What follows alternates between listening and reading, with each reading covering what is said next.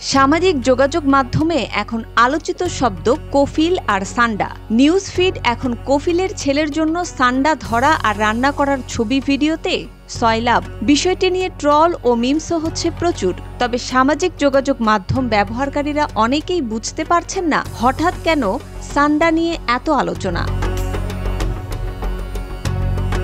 সম্প্রতি মরু অঞ্চলের প্রাণী সান্ডা ধরা ও খাওয়া নিয়ে মধ্যপ্রাচ্যে বসবাসরত এক প্রবাসী বাংলাদেশির ভিডিও ভাইরাল হয়েছে সামাজিক যোগাযোগ মাধ্যমে। এরপর থেকেই সামাজিক যোগাযোগ মাধ্যমে এই প্রাণীটি নিয়ে নানা রকম আলোচনা চলছে।